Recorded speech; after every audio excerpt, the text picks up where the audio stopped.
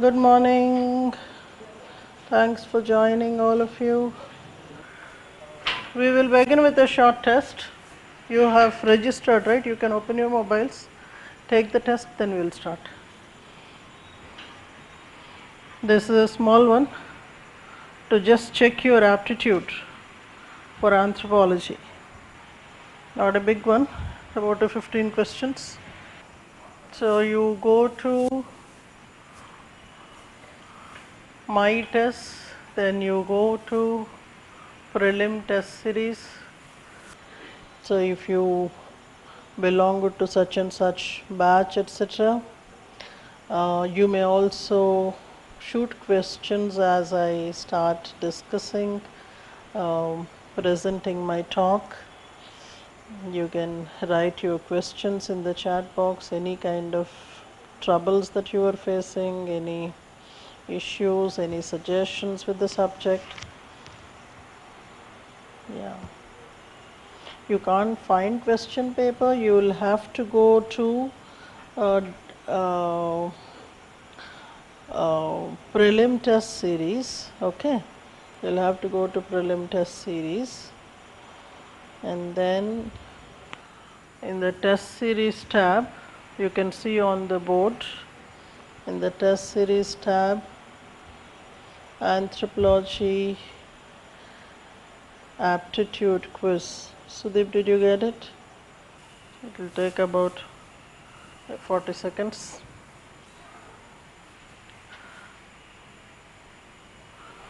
There is peer comparison here. Go to prelim.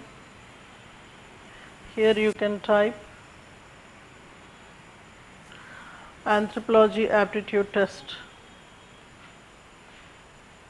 Anthropology aptitude test. Then you can compare, you can look into the top performers. Gopal नायक आपका ही है, हम गोपी गोपी बुलाते ना. मौली Vasavi, I didn't answer, so I am 0 there. This you can do for several other, thanks Nan. This you can do for several other topics also, we will talk about it later. But by the way, yeah, good.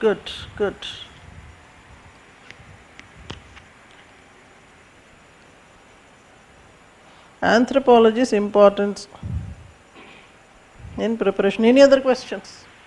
Any other questions?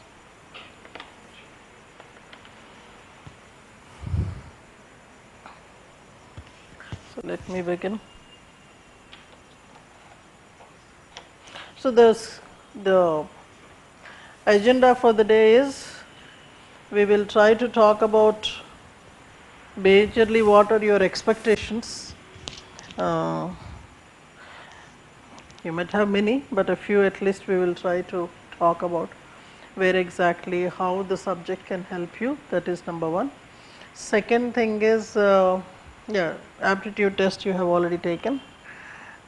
We will try to discuss about how we are going to do the upcoming program, and then we will also talk to one of our toppers to share her views about the preparation. Maybe perhaps you would have some questions, etc., and we would check.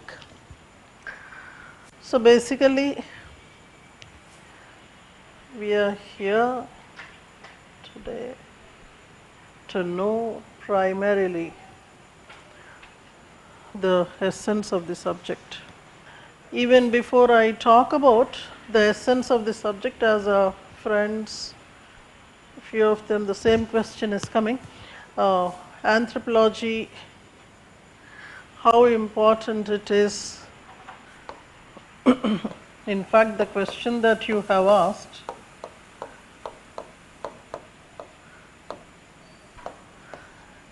if I give by numbers, etc. In fact, I don't look at this as a way of choosing your subject, because you may think that, okay, for essay I might get so many marks, or in the history part I'll have this many questions, this many marks can come from anthropology or from Indian society, social system of India in your general studies. So, where there is a intersection of the syllabus. If at all I am going like that, every subject would have some part of the syllabus which coincides with general studies, but that should not be the way how you would select, though because the students keep asking about it. See, in major areas, one is welfare. So, as a part of all the GS plus essay papers, welfare, developmental initiatives,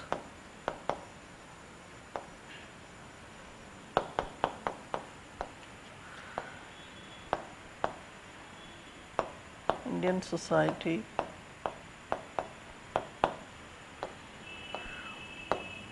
contemporary issues, ethnic issues, linguistic,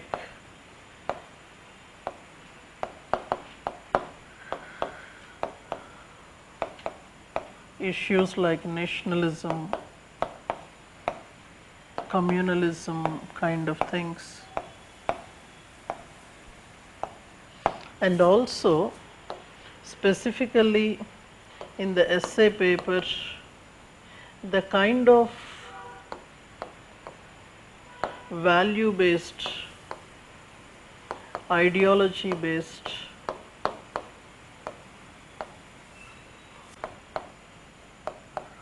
topics in subjects like history, where prehistoric studies,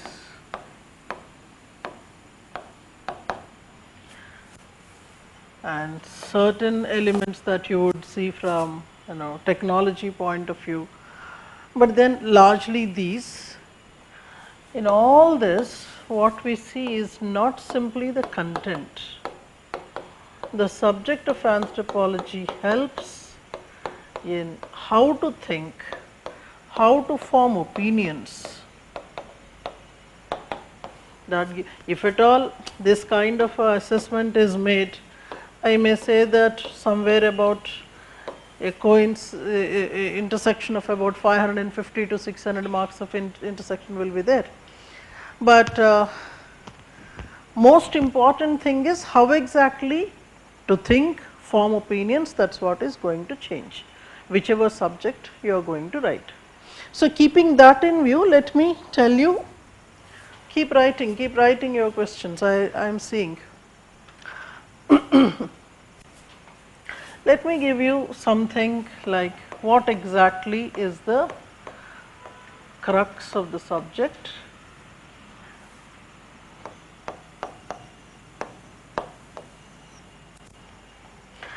The primary subject matter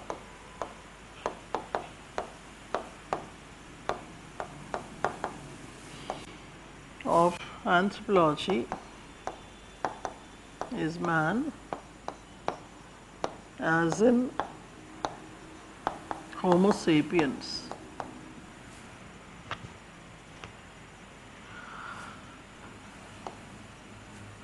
This centrality, you will study him both from social perspective and biological perspective. So, basically you would be studying man from social and biological perspectives. So, in these you would see how he might have originated, how he evolved, changed, and the present, possibly the future. So, biological evolution of man, cultural evolution of man, and this is actually the content we are talking about. So, if you see your syllabus, If you see your syllabus books are there, syllabus books are given to you, syllabus books are given, yeah. Huh? Syllabus books కింద ఇవ్వలేదా అడగండి. You did not pick up the syllabus books from down? Yeah. Open your syllabus book. You have in the syllabus books various aspects in paper 1. So you would study from topics like familial studies in your paper 1 chapter 2. So it may be political institutions, it may be economic institutions, practices institutions like religion, etc. So a whole lot of things. What as a society, as an individual you experience, the whole lot of things.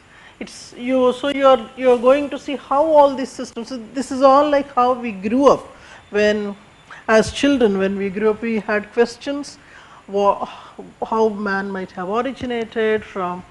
From where we might have come. You thought of Africa, you thought of,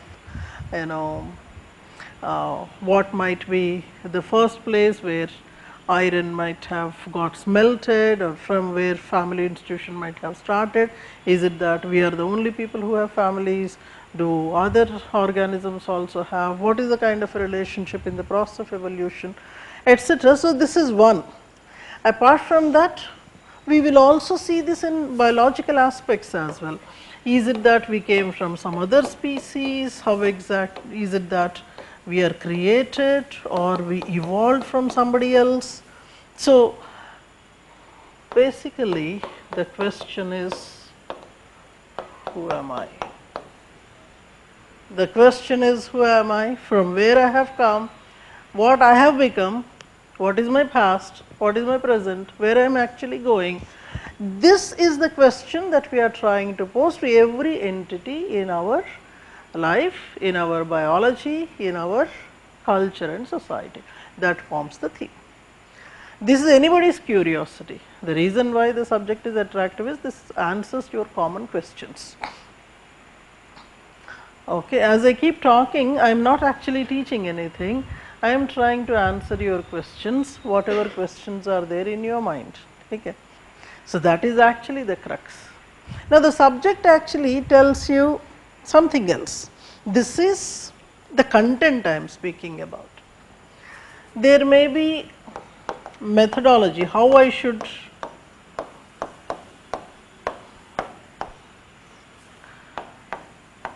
so it helps us understand me, ourselves and others. Who am I is one. Who are they is the second one. Thirdly, why they are what they are. Why I am what I am. So if I have a particular lifestyle, particular way of thinking, why is it that I am like this, and why am I different from others? That is actually the underlying theme. I hope you are getting.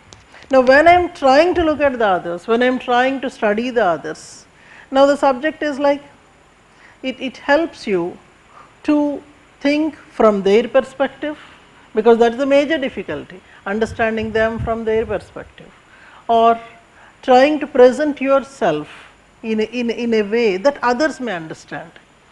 So when you are trying to talk to people, trying to know others, trying to establish friendships or sign agreements as companies, sign agreements as nations, or at all these places, this is the issue. You will have to first understand why they are what they are, and then present to them what you are and what your thinking is, so that going together with that collaboration, with that kind of a coordination is possible. When I say this, don't you think this is the requirement everywhere in our life, in our family, among our friends, in your class, in the business, in wherever you go. So how many times you must have told to your friends, to your family members, that you don't know what I am, you don't understand what I think. So many times you must have said this, that you don't understand what I am actually thinking. So many times you also try to present yourself to the others and you consistently fail. And you are wondering, how is it that I am going to express the way people may understand? Okay.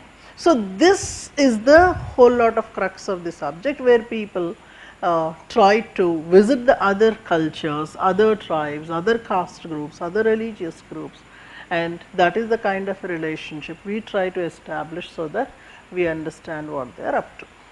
So, this is the whole thing. So, if you see the entire subject of anthropology, you have three things. One is concepts and theories. Second one is applications.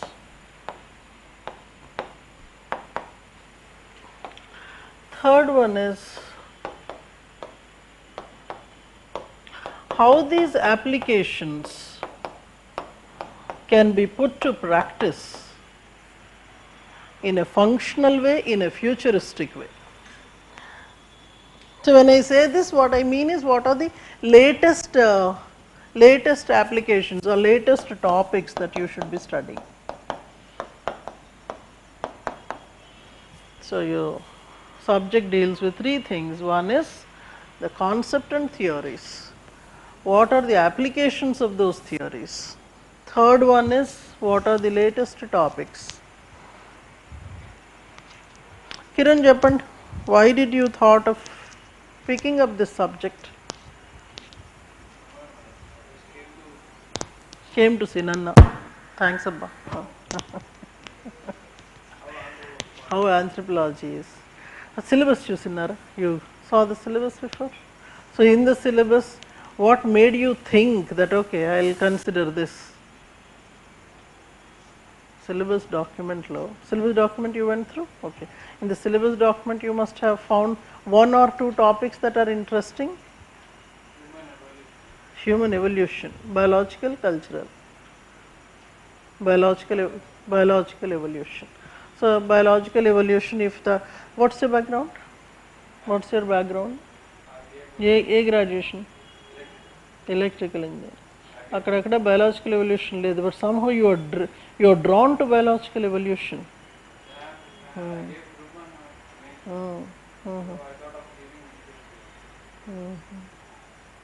So, you guys believe that we came from apes, chimpanzees and monkeys, they evolved into humans.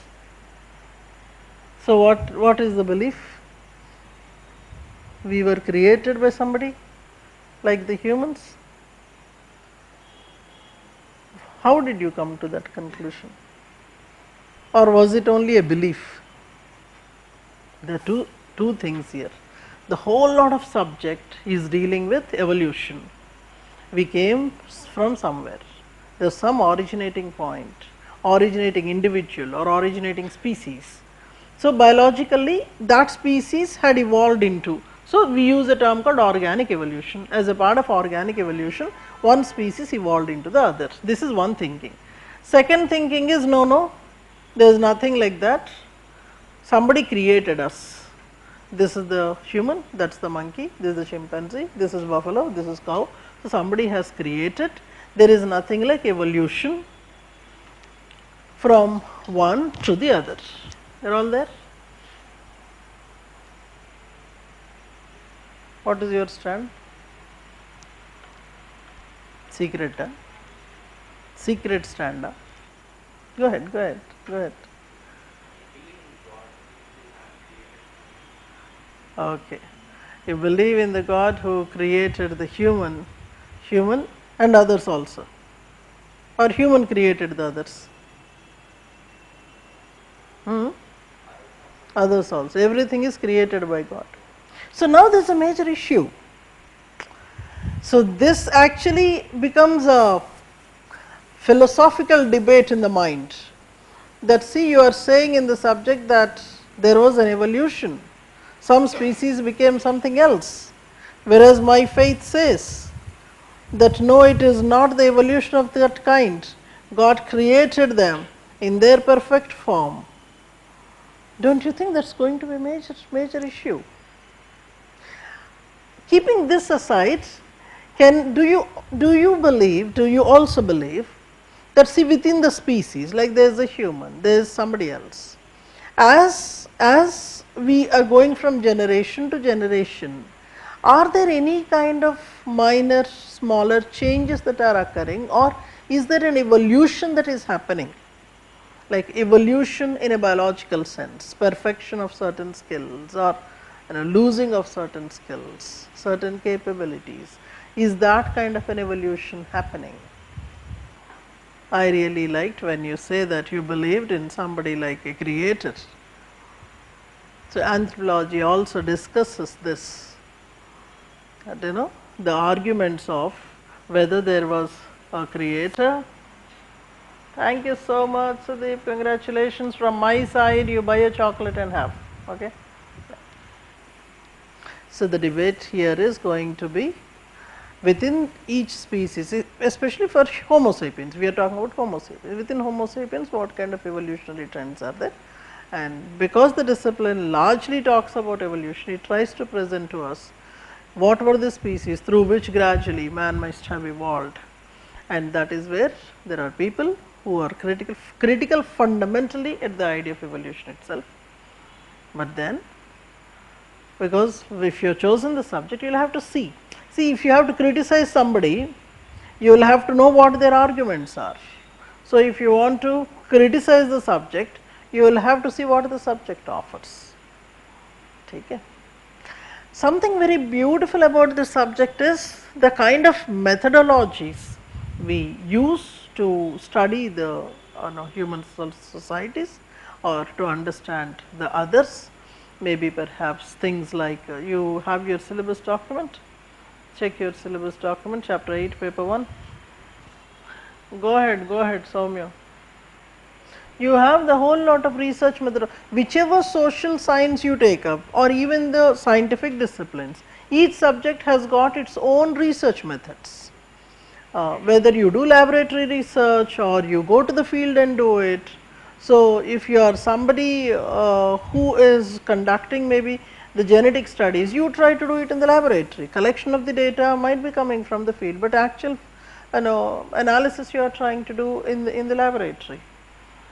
But when you are talking about a social element, a cultural element of man, you cannot have a laboratory where you bring all these people and make them to sit, stand and whatever, then you are not going to do that. But then you would make the society your laboratory, and you are trying to study them in situ. You go there, you try to interact with them, get the data and try to understand. Any other questions? You ask me, what do you want to know? From where to start the subject? You can actually start the subject from whichever part of your syllabus. There are certain ideal things. So, you may perhaps start with tribal studies. So, your syllabus in paper 2 has dedicated syllabus from chapter 6 onwards. There is tribal anthropology. So, dedicatedly from tribal anthropology you can begin. But one more thing you should also know is that throughout the subject there has been an emphasis on tribal studies. So, whichever topic you take up, you will try to give tribal examples and references. So, you can perhaps begin with the tribal anthropology, or you can perhaps start with social anthropology, you can start with anthropological theory, you can also start with archaeology. So, the beauty is you can begin anywhere. And then what you also should know is, at any point of time, whichever syllabus you begin with, there are always terms coming from the other parts of the syllabus. So, you should parallelly be learning those terms, and you should be. So, there are different ways, in 1 year I may start with the theory, anthropological theory, 1 year I may start with tribal anthropology. So, you can begin anywhere for that matter. There is no one set pattern. For example, in the upcoming lectures which I am going to have one particular approach, because you answered this, you asked this question, let me tell you. The September course that we are going to begin with, The idea is that we would have about a 5-hour class divided into 2 parts. First session will be 2.5 hours, second session will be 2 hours 15 minutes. So you would have a break in between. The approach we are going to have is all the odd classes. So this is class number 1, class number 2, every day you have 2 classes. All the odd classes, class 1, 3, 5, 7, etc. we are going to have social aspects, social anthropology plus tribal anthropology. Okay. And all the even classes. So class 2, 4, 6, 8, etc. you are going to have biological anthropology and archaeology.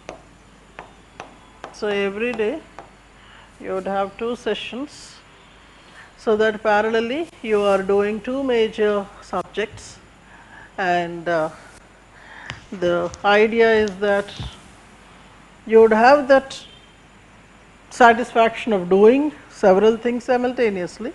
At the same time, if at all you think that okay, I might get bored if I am doing 5 hours one single topic, so that is also taken care. And every day you are going to have a writing session on what you have learnt the previous day. So about a 15 minutes we will be dedicating to that particular task, either in the beginning of the first session or towards the end of the first session. This is one, and kind of. So timing tentatively is the 2:30 to 7:30 or 2 o'clock to 7 o'clock, whatever, that will be communicated to you. And what you would do is, in the classroom you will directly you will write your answer. Some of your friends are already doing that. You would write your answer here, the handwritten answer. We would upload the answer on the website, so that you would get the immediate evaluation. So the daily answer writing will, in fact, today back home you can try this. You can pick up any question for that matter. Actually, if you are going by what the website gives you, so there are several subjects. If you have already studied geography optional, history, or your friend is having sociology or pol science, etc., or from general studies also, you can ask for a question, you answer that question. So you tell me any area that you would want to write a question on.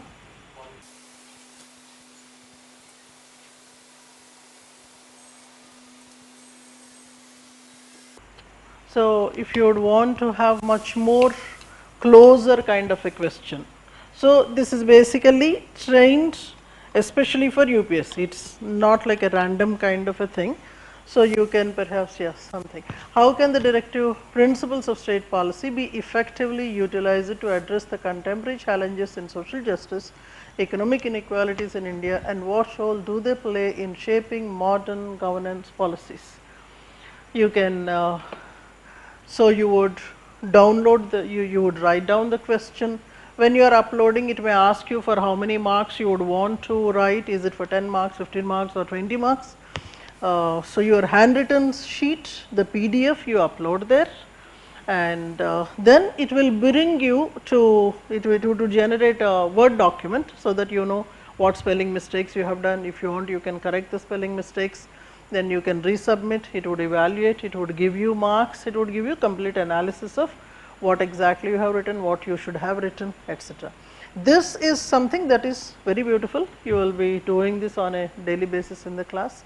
Back home also you try, you would really love it.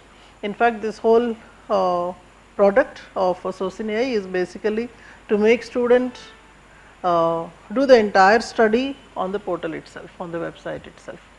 So this is one, it would really help you. Okay. It will be a part of your regular program. And also,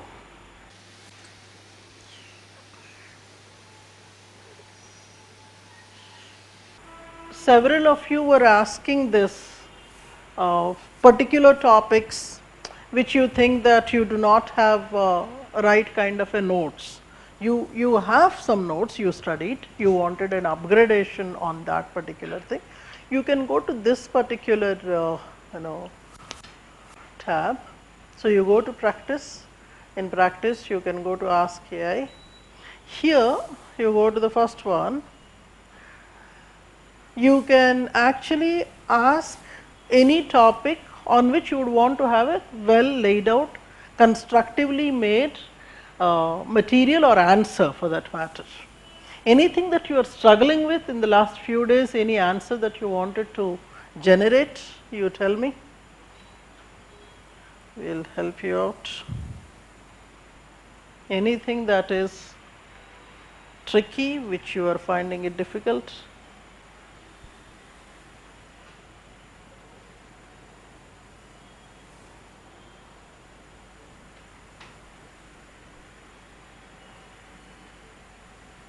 I will make it slightly complicated, okay. Urban flooding, citing examples from global success stories, okay.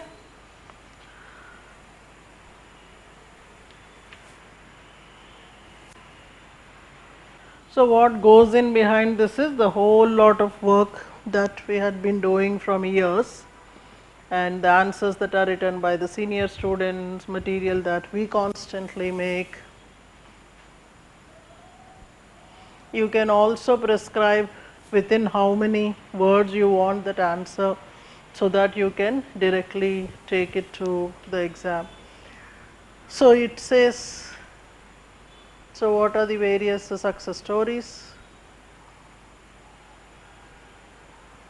Green infrastructure is a solution, smart drainage system is a solution, floodplain restoration or rainwater harvesting, integrated urban planning, community engagement, policy and regulation, insurance and etc. risks.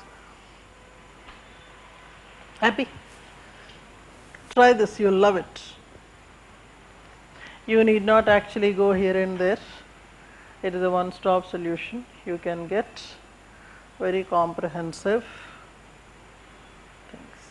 Because we keep uploading a lot of international reports, national reports, so that you get the related information. What I was trying to do is, even up to 1000 words also you will be able to get the information. But suppose for your exam you want only in 150 words, 200 words. Generally that is not correct. 200 words meaning by the time you go to the exam it will become 100 words. Is it not? So it is better you dil khol ke pucho. Kind of, because we are here, I will also tell you certain other things. You will like this as well. So you can, I am going into practice prelim, because somebody had said prelim ka kuch ho nahi raha. So we have an agent there. What is your favorite subject where you generally want to practice more questions in the prelim? Polity, material polity antavu. Anyways, polity tone జీవితం గడిచేటట్టుంది. Okay, ఎన్ని క్వశ్చన్లు అంటావు? 10 questions ఉన్నాయి. So 10 questions, 10 అంటే ఎక్కువైపోతాయి. సరే, మీ మాట నేనెందుకు కాదనాలి? Which range? ఈజీ. ఓపెన్ చేద్దాం, ఓపెన్ చేద్దాం. We will take one easy. Why do you waste 10 questions on the easier front? So you have each question 2 marks in the exam mode, negative marking, etc. Hari only will answer this, because that is his test. అంతే కదా నాన్న మరి. This is suppose to be easy. నువ్వే answer చెయ్యి. No problem, no problem. We were not talking anything in Telugu. They had some questions. I'll restrict myself to English. My apologies. C. Okay. Submitting. Hey, you won. Right. Irrespective of whether you are correct or incorrect, that will give you an explanation. Okay. So, if we go back, I am again going back. Again polity only.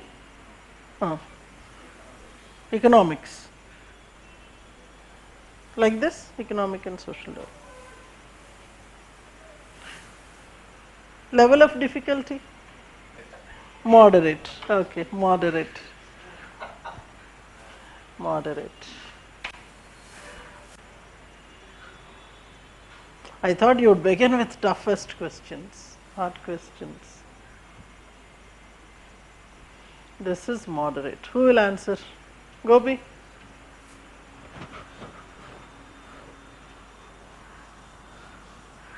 You can tell the answer, sir, in the online. You can just see 1, 3, 4. Huh? Everybody? Your bench also? Okay. Get it done. Love it. So, one major help that the product gives is the difficult areas where you would want to have a ready reference notes. You need not have to struggle, because never believe in something that is a ready-made answer from the market. All ready-made answers UPSC knows. They know from where you are copying, so let it be the original one. You try to frame the questions, you try to grab the questions which are very much contemporary relevant, and you would get information from here. You can also keep writing your preliminary tests, you can write your mains answers, you can get them evaluated. See, and when you go here, that will take some time. It's not like fast like me, it's slightly slow. It takes about 40 seconds, they said. You can count, yeah, it's less than that. So, you can actually see where you stand, your rank, prelim rank, and how many you have attempted, your mains rank, MCQ rank, etc. You can see. And basically the best part is you can get the comparison. Here you may get the peer comparison. This is the peer comparison in your own batch or in your own batch. On the other hand, here what happens is a comparison with the rankers. Suppose the question that you have written, so the question that you have written is already attempted by some ranker. Your script and their script will be compared, because all those scripts I would be uploading in the background, and I will make them available. So, you can actually see, compare with the rankers, and see whether you have written better than them or any pointers you missed. And interestingly, if you are writing much better answer than what they have written, or certain pointers which you wrote they did not write, you will also get an appreciation. The topper did not write, you wrote, meaning you have a spark of becoming a topper. That is the whole story. This is also very useful for you, and it can also give you a planner. It can also give you a planner, which I am trying to refine much more. How many days I have, what is the syllabus that is left out, how I should plan to prepare. So, you need not have to have a physical mentor. The AI can help you in generating. So, I am trying to much more make it smarter by providing a lot of other material also. So, that will come in a big way. And yeah, I'll have to also say this. For example, you are there in any specific course,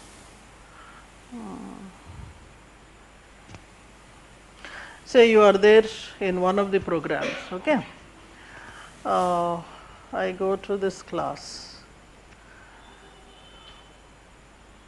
I might have, so if it is offline, I don't have video, but then once I finish watching my class, I can go to the questions. It would generate the questions based on what content is explained in the class.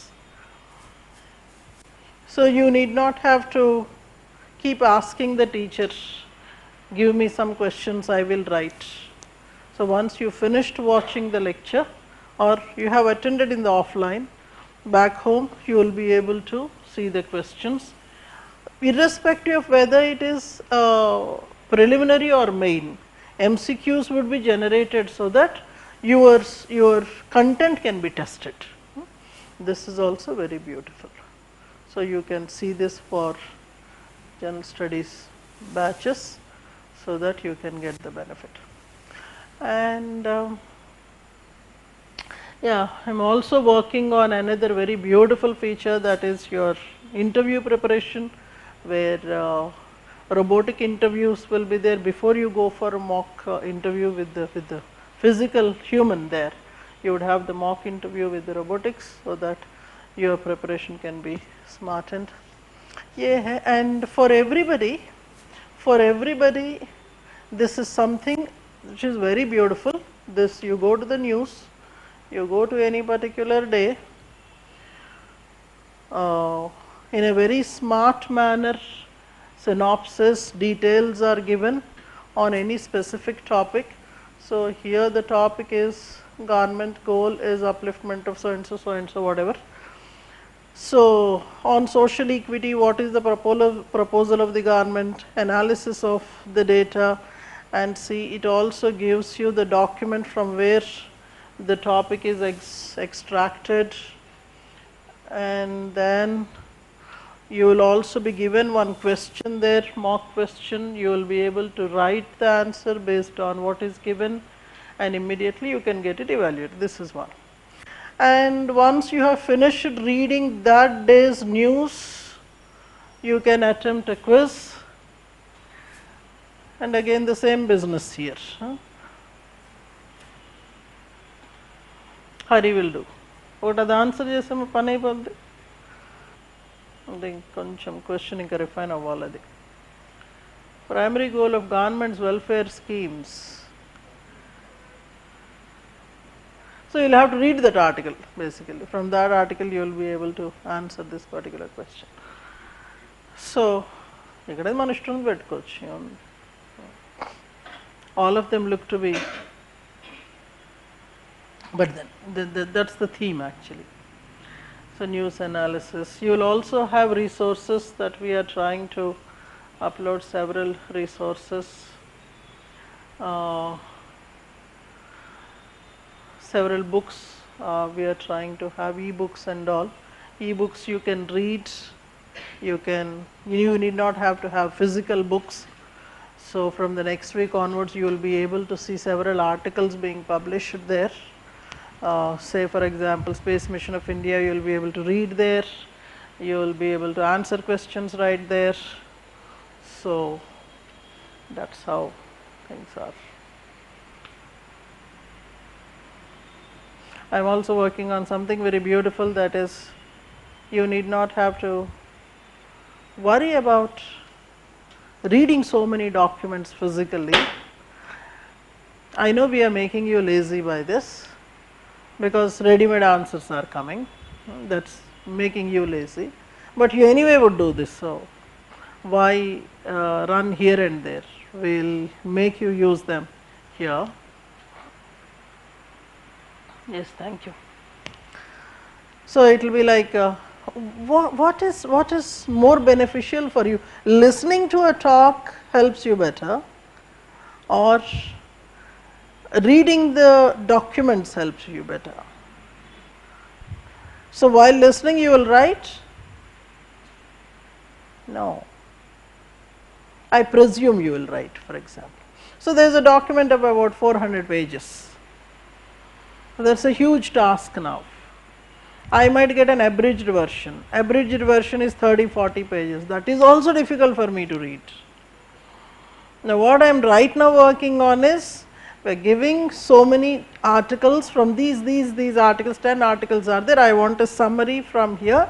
I want a video explanation for me. You will get it. So you will get the video explanation, so that you will be having a transcript, you will have the video explanation, so that things will be, see, that is where it is.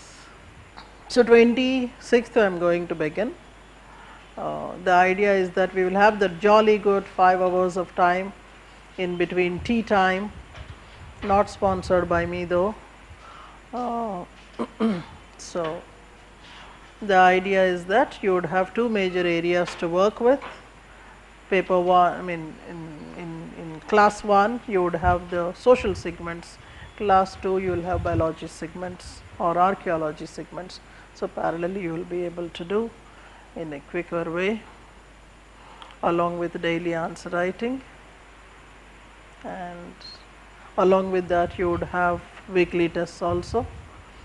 So every weekend you will have, in addition to the classes, you will be having the tests, which you may perhaps come into the campus and write, or you can write at home and upload based on that. And as far as your material is concerned, physical materials will be given. I mean, this is the physical material set generally given. Prindama.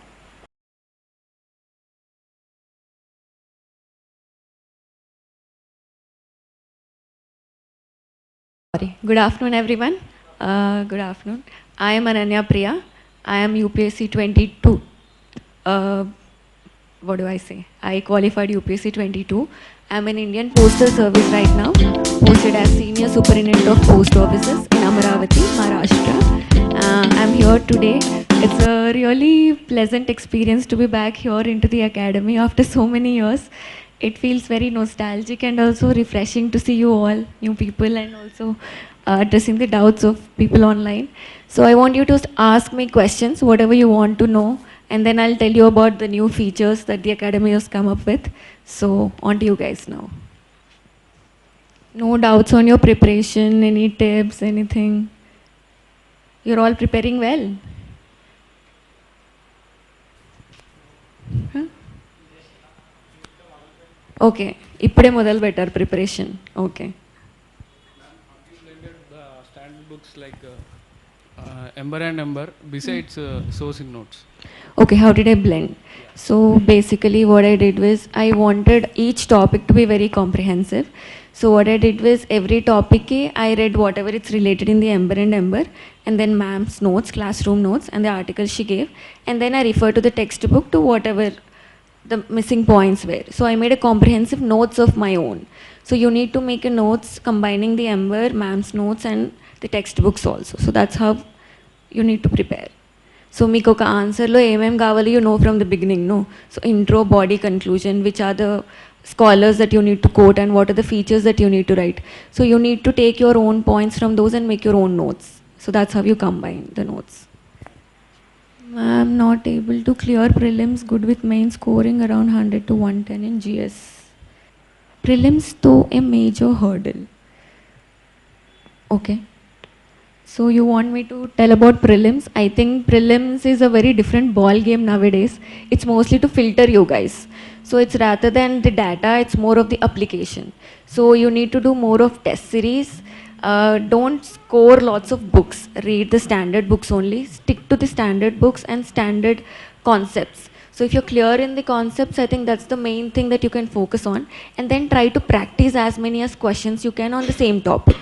And try to practice the UPSC question papers more. So because they're trying to just filter you out of the crowd. So make sure your standards are good. So that's the major strategy to clear prelims. One is to stick to the standards, and second is to practice the questions. So those are the two things. What about? Current affairs. Current affairs, you read the newspaper because now, and the monthly magazines which the academy provides, that is sufficient, and keep up with the newspaper, that's it. Don't go to multiple sources of news also, because the current affairs everyone gives the same. So the current affairs which the academy provides, which I have been going through recently, it's very comprehensive, so you can stick to that and try to keep up with the news just through the newspaper, enough. It's okay, Ardhaman. So he's asking about CSAT Anmata. So CSAT consists of two parts, the comprehension as well as the maths. So comprehension, stick to the news articles that you read. So when you try to read the article, you yourself will comprehend. How do I analyze this article? What am I finding out of this article? So that will help you in English comprehension. So stick to a time frame also. So when you're doing CSAT, first do the English comprehension so that you will finish it in 1 hour. Finish all the questions, read it properly, and then for the second half, the 1 hour, go to the maths questions. In maths questions, what you can do is practice the questions which the academy gives and also the previous year CSAT questions. So if you practice this, put 1 day in a week or before prelims, if you practice for that 1-2 months, I think that will be enough for the maths questions. So practicing is the most important for the maths questions. Madam, మీరు follow అయిన book list కొద్దిగా చెప్పగలరు? ఏంటి మీరు follow అయిన book list జిఎస్కి? I think the book list that I followed was very basic, because for polity I used to do Lakshmikant, for history I used to do Tamil Nadu +1 +2 and modern spectrum, for geography I used to do all the 11th and 12th NCRTs, for economy I did NCRTs only and then the newspaper. What's the other one? Environment. This is through geography only. So mostly I stick to the standard notes. Apart from this, I didn't think I had much other resources to depend upon, but I don't know right now because the competition might be different. So you need to refer more books, but don't make it too many. For modern, if you keep reading 10 books, that will not help. Stick to one book. If you think the competition is more, you can go for the second, but that's enough. So these are the basic books that I referred. Ma'am, చదివిన తర్వాత note మేకింగ్కి tips, ఎలా note making actually core subjects అన్నీ complete చేశాను madam గారు. So ఇప్పుడు complete చేసిన తర్వాత revision ఇస్తూ నోట్ మేకింగ్కి ఎలా అప్రోచ్ ఉండాలంటే ఎలా చేసుకోవాలి? From the standard books only you are asking, or from the current affairs also, how to make the notes? అంటే GS altogether. I don't think you need to make notes for these standards. For polity, why will you make notes again? Because Lakshmikant itself is so big. So whatever the standard books are there, I think you need not make notes again. You need to make notes of only those things which you read on everyday basis. Like if you're reading the academy notes, which is the current affairs magazine, or if you're reading a newspaper, if you find a line which is related to this topic in polity. For example, if you're reading about governor in the news magazine, and if you know that the governor's articles are this and this in the polity, so then you can make the notes. You can keep a separate notes and note it down that this issue is under this topic. I don't think you should waste time writing the notes of the GS books again. You should probably make use of the time to do more smart work rather than writing the notes again. So don't make notes of the standard books. Just underline them and keep revising them. No, it was not my first attempt. I got it in my 6th attempt. Yeah. So it was my 4th mains and first interview. Me, I think my family has been the greatest support. So they didn't demotivate me or tell me that you can't do this. So I always got through prelims, so that was one of the motivating factor for me. So mains was the issue, so I never was able to figure it out. And then when I approached ma'am from the anthropology, I think that block was also cleared. I needed proper guidance. I didn't have that. So I think motivation is up to you, like you decide if I want this or not. So that's the everyday factor. And then the second part is discipline also. Motivation doesn't work every day. You make your own timetable and stick to it. So that is what the second factor. And third is, if you want help, ask people. There are people around. You have mentors, you have academies, you have your friends. So these 3 things will help you.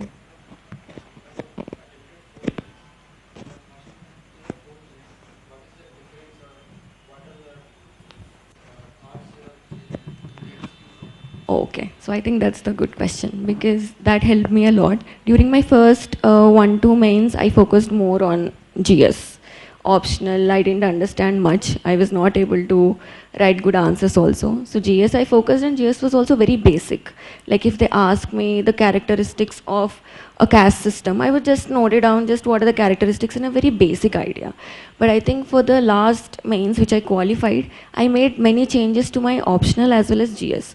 In GS what I made is I made a list of 9 to 10 things that are supposed to be in an answer. Like for GS, I always wanted to include a quote, a scholar name. I wanted to include an index, any committee. So there were certain 10 check marks. Whenever I read a news topic, I used to make sure that I collect this information apart from that.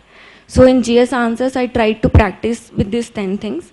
And when it came to Anthro, I tried to include it whatever ma'am told me, like you need to include a scholar's name in it.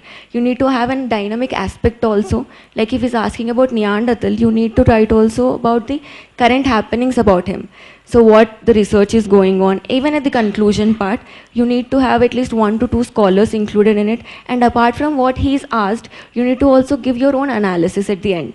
Like if he's asking about Neanderthals, you need to understand why he's asking these questions, like what is going on right now.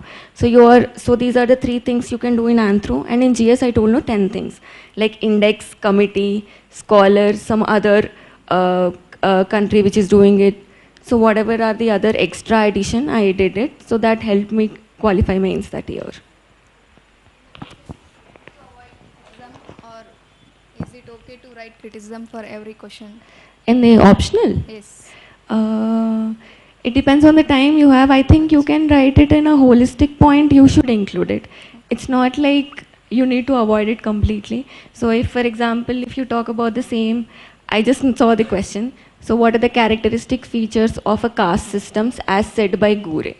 So in this answer also you can write 2 points about the criticism, saying that someone criticized Gure saying that you didn't include these points. So it will make a answer comprehensive. You can do it. So there's, I think, no issue. I think ma'am would be better equipped to tell you that one. And how to approach if we know only just 10 to 20% of a answer of any question, then which points to add and how to make it a comprehensive? Okay. So if you don't know much about the question and it's a 20 or 15 marker, what you can do is... Ma'am, just we know about just 10 to 20% of Okay, you know only few points about it. So how to go about it is, you know the whole topic from where it is. So you can try to explain that this concept is regarding this subject or something, and then you can write your body, and then you can provide your own analysis that, you know, in present day situation, this and these things are happening. For example, the same question I'll say, because I just saw the question, this is the only thing I remember. If he's asking about the characteristic features, what Gure said, and also how it is changing in the Indian society. So you know only the answer second part, how it is changing in the Indian society, you don't know what Gure said. So you know caste system, right? So you can write any other scholars reference what's the definition of the caste system. Then you know the basic features of the caste system, you can write that. And then you can go to the second part and then make more analysis of it. Right? You can give your own acceptance answering that whatever the points you have listed above, what are the salient features, you can say that this particular, each point wise, like this one has changed. Like if you talk about the caste system, the hierarchy is the most important feature of it. So in the second part, you can say that hierarchy has been changing. Even though you don't mention Gure in it, you have still addressed the questions to its complete point. Right? So that's how you can do it. మొత్తం news paper note making కానీ కొద్దిగా అసలు మొత్తం basic idea కూడా లేదు madam గారు. Current affairs అంటే paper అయితే రెగ్యులర్ చదువుతున్నాం కానీ ఎలా అప్రోచ్ అవ్వాలి, ఎలా లింక్ చేయాలి, మొత్తం నోట్ మేకింగ్ అయినా ఎలా చేసుకోవాలి, కొద్దిగా కరెంట్ అఫైర్స్ కొద్దిగా క్లియర్గా కొద్దిగా చెప్పండి madam. Okay, so first you are reading newspaper, no? So how do you read newspaper? How much time do you spend on it, and what do you find out of the newspaper? అంటే ఇప్పుడు మొత్తం toppers అయినా ఎవరైనా, అంటే ఇప్పుడు నేను news paper మొత్తం editorial కానీ లేదంటే ఫస్ట్ పేజ్ కానీ యూట్యూబ్లో టాపర్స్ చెప్పినట్టు వీడియోలు చాలా చూసా కదా, పొలిటికల్ న్యూస్ అవాయిడ్ చేయడం కానీ లేదంటే స్పోర్ట్స్ న్యూస్ అవాయిడ్ చేయడం కానీ. సో ఎడిటోరియల్ చదవడానికే దగ్గర టైం చాలా వరకు తీసుకుంది మేడం గారు. తర్వాత అది ఎలా నోట్ మేకింగ్ చేసుకోవాలో తెలియట్లేదు మేడం గారు. Okay, so did you start writing answer writing for mains? No ma'am. No, I think these both are very interlinked. Because why I say is current affairs is very interlinked with the mains answer writing. Once you start writing mains answers, you will know what to write in an answer. If he is asking a particular question, define what are the powers of governor, if he is asking. So in that answer, when you write mains answers, you will realize that first intro, you need to write what is governor. He is the ceremonial head or head of the state, whatever the articles related to him. And then in the body, you will write what are his powers. And in the conclusion, you will write any current affair thing, like dynamic thing. Recently, there's an issue with governor and CMs going on. The Supreme Court has given a judgment. So when you write the mains answers, you know exactly what the answer need to have. And even when you are writing prelims test series, you know what they are asking. He will not ask when was Akbar born or when did he go to this war. He will ask what are the things that Akbar introduced during his period. So you know, so if you write mains answers or prelims questions, you will understand what he is asking. So the first thing to do is understand what the question is asking you. Then you will go to the current affairs and then you will understand what you need to take out of it. So if there's a whole article saying the CM, the governor is having a rift, you will not write all the points that are in the article. You will just note down what the gist of the article is. For example, you will note down what is the thing that has happened recently and what are the major rift that is happening, like 1, 2, 3, 4. Like what are they fighting about? Like he's dominating in administrative affairs or he's not okaying the bills that are sent by legislators. So you'll note down 4, 5 points. And then you will see what the article is saying at the end. Like he will himself give the way forward, which is your way forward in your answer. So that's how you need to link the current affairs with your prelims and mains preparation. You need to know what they are asking. Then you will be able to filter out what you need to study in the articles and the newspaper also. If you can avoid political news, that's a good thing. But the point is, you can keep those news to add one example in your answer. If you're writing a GS answer, if you will tell that this scheme has been introduced by this particular political party or in Kerala or Karnataka, you can write it as an example in one line itself. You need not read the whole article. So you need a newspaper. Make notes according to the GS papers and prelims also. Book a separate, keep a separate page for prelims. Write down the facts that you think are important for prelims in that day's newspaper. And then for GS 1, 2, 3, you think which are the articles will be important. Segregate it and then read it according to the answer and prelims questions. Fine. Completely rely on Sosin Ma'am's book, or should we follow the standard books like Ember and Member? Okay. See, I think ma'am has made books compiling all the standard books. Like she would have referred Ember and Ember, some other authors or international authors who have written social anthropology, political anthropology. So she reduced your work, I think, with you when you read those books, and it's very comprehensive. So that is the standard books that you can refer. It is a smart work, but if you think I have 2 years time and I can still write my anthro 2 years later, and if you still think if I'll not read I'll miss out, then you can read Ember and Ember. But I think the books are very comprehensive, and the classes also include certain articles which are dedicated to those topics for that day. So if you read these properly and if you revise them and write them properly, I think they'll suffice, rather than searching multiple books. What is the best way to start with vast syllabus, ma'am? Which vast syllabus are you talking about? Because see, when you think the syllabus is very vast, I think that is where you're going to lose. UPSC, there's a myth that UPSC will ask anything under the sun. That's not true. UPSC will ask only things which are relevant and which you are going to take up when you become an officer. So you need to understand what syllabus exactly is. He will not ask you any random things. So when you understand what exactly the syllabus is, and you will know that it is very limited. The standard books, what are the concepts they are asking is very limited. So it's just the application based of those concepts. So first you need to have an understanding of what syllabus exactly is, and then, as I said, you can cover the vast syllabus. Should I approach different topics like tribal, social, physical, anthropology? How should I approach different topics like tribal, physical, archaeological, anthropology, thinkers, tribal? Okay. How do I approach different topics? See, when you are doing different topics, it's all divided in 2 papers only. So when you are taking out the syllabus of anthropology also, it is for our division. Like this is tribal, this is physical, but it has only 2 papers. So when you are addressing each question, I think everything would have both dynamic and standard issues also. Like tribal you take, they will have certain standard tribes, and then you have dynamic things. Even physical will have certain standard topics and then have dynamic things. So preparation, I think, should go in a similar way to all the topics, tribal, physical, archaeological, whatever it is. But it's up to you how you make the notes to make your answer more unique than the person beside you. So you read the common books, whatever the ma'am textbooks and the articles and the classes, whatever she gives, that suffice. And then you add your own unique aspects, which you read the daily newspaper analysis or the daily anthro analysis, which every day they provide in the academy. That you can add few points to make your answer a little bit unique. So the approach has to be that you need to follow the syllabus, standard books, make your own notes, follow whatever they're saying, and just try to make a smart work by reducing your own effort in compiling everything together, because I've already made it. So make use of that mostly, and if you want it to be a little bit unique, add your own unique points from the current affairs of the anthro. Newspaper has several topics like current events, idea page, IR, explained, economy. It's too much too, I read every day. Ma'am, is it essential to read it every day? All. See, newspaper is just to keep you up with what is happening around you.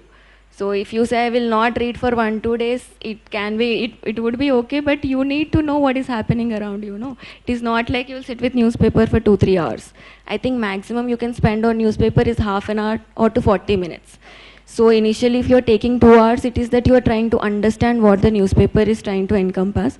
But over a period of time, as I said, when you know what questions are going to come from that topic, so you will automatically cut out the crap from it. So it should come down to 30 minutes a day where you just glance the newspaper and understand what's happening. Because so many articles will be repeated every day. If something is going on, he'll write articles on it like for 1 week. So you need not buy out every article. So you need to know what are the new points, that's it. So try to cut down it to 30 minutes, have a quick glance, and if it's important, then make notes of those articles.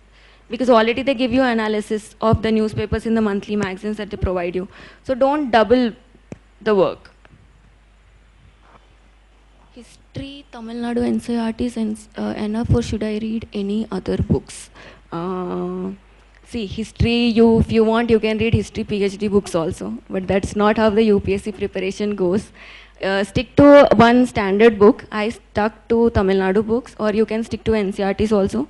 Stick to one genre, stick to one whatever the book you are reading. And then if you think you're missing out, you are already practicing questions, right? So if you practice the test series for prelims, they'll already give you questions which you put you on the spot. So just practice the questions and stick to standard books. Don't go for multiple books for history. How many questions you get out of history? 4, 5 in one prelims question. So if you keep doing so many books, 10 books for history, there's no use. So you need to see the productivity also. So stick to one book and practice questions. For prelims. Okay, so you need the prelim strategy also. So prelims, it's 200 questions. So usually the cutoff is around 190.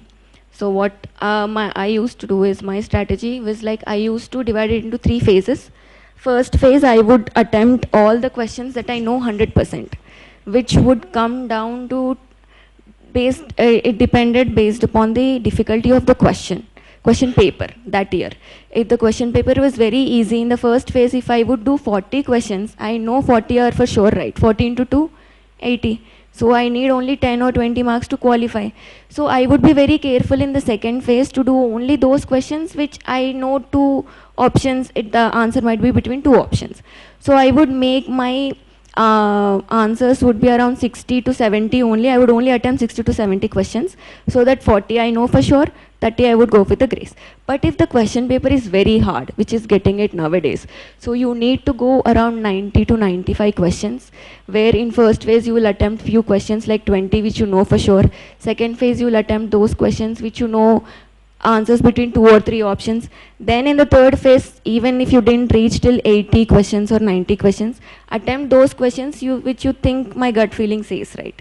Because when the question paper is hard, you need to go to more questions. If you attempt more questions, your grace is much higher. So depending on the difficulty, try to pan it. If it's more difficult question paper, go above 85 to 90 questions. If it is less tougher question paper, go for 60 to 80. Okay. Book list for anthropology and environment, and what approach should you follow for SA? Okay. Book list for anthropology. I think I referred mostly to the textbooks given by ma'am because there were 5 books: tribal, archaeological, biological, and what else? I forgot the names. Cultural. So you already have these standard textbooks. Make notes. So I think that's the only thing you can do for anthropology, because don't go for collecting too many books also. Stick to the class notes, your own notes, textbook given by the academy, and then the daily current affairs of the anthropology which the academy provides. So these are enough for the anthropology. And you do the question papers, the test series. So in that you will keep getting multiple questions in a different format. So this will improve your answer writing capability also. For, what's the second question? Environment. Environment basics I did only from the NCRT, the last 2 chapters, ecology or whatever it is. I didn't do any separate book. I referred to there's a book called Sosin IAS Environment. I didn't refer to it much. Only the tabular forms which were available, that you can find it on Google also. Environment, mostly they ask you about the concepts which are in the NCRT. They ask you about ecological balance or the chemical cycles, whatever it is. So environment is current affairs and these standards. Current affairs, you'll find it on newspapers. So whenever there's a national park, whenever there's a new act, whenever there's some amendment going on, focus on those current affairs. And if you want to put a little effort, I think you can do your own map work. Like you can do the mapping of the the biodiversity parks or whatever it is. So don't go to do multiple things for environment. Environment is mostly standard. If you see the question papers, he'll ask about what is the sulfur cycle or phosphorus cycle, or he'll ask which is a niche of this animal or whatever. So stick to current affairs and the basic books only. In archaeological syllabus, how to remember the sites like paleo? Like there are many sites we often tend to forget them. There will be one important site like where the fossil was discovered. Like if Neanderthal, you'll have the Neanderthal Valley. And then what you do is, when you are preparing that particular answer to the topic, try to draw a map of your own with your own hands so that you'll remember. And try to at least fetch few locations of where it was found. So you keep practicing that whenever you write the answer. And the day before the exam, what I did was in the morning, I made sure that I refer to all those maps. So you will remember. So when you practice it with your hand, when you point it out with your own hands, and when you revise it before going to the exam, that's how you're going to remember. So revision and practice is how you remember those things. You need not write 100 sites, but the most important site, and add few other sites also in the map. And in the starting stage of writing answers, like there is stigma that we have to write a good answer with good structure, good presentation. Should we concern more about the structure, or just we have to make sure first we have the content to write? I think first thing that you should do is start writing answer. Yes. That's the first thing. You should, because of this we keep procrastinating that I'll write a good answer, I'll write a good answer. You'll not write answer until the mains comes. So don't do that. The first step is start writing the answer. Even it might be worse, even it might be that you don't know anything in the answer, even it might be that you take 2-3 hours to write one answer. Just write the answer. When you keep writing the answer, you yourself will understand how am I writing the answer. Then you will improve it on your own pace, and then focus on the structure, like intro, body, conclusion, and then focus on the content. So first write answer. Okay. And how to approach the essay, like where to begin, how to. Okay. Preparation or writing an essay? Like complete preparation. Complete preparation of essay. I don't think there's a standard book which would you say for essay. Essay is a very unique question paper because everyone has their own style. Because someone starts with poetry, someone starts with a story, or someone directly jumps into the topic and writes the data. So essay is what you are. So you need to develop your own style of writing essay. I will say 2 things. One is if you have your own style of writing, because a friend of mine, she was very good in writing poetry. So she used to start with a poem of her own and then write the essay, and she scored really well. It's her style. But I'm not that one. I don't know poetry, I don't know. So what I did was, I saw a topper, how he was writing an essay, and I tried to make sure I would write in that format. He would write a story in the beginning of whatever the topic was given, and then jump to the essay and then give his analysis.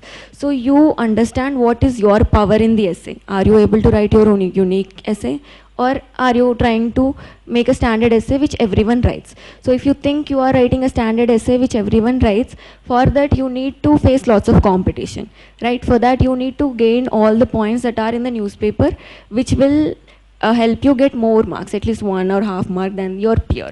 So for that you need to do an extra work of writing more analogies from the newspaper, or you see YouTube videos, or you talk to your friends and you find different dimensions. So keep noting down those things so that you will make your essay more refreshing.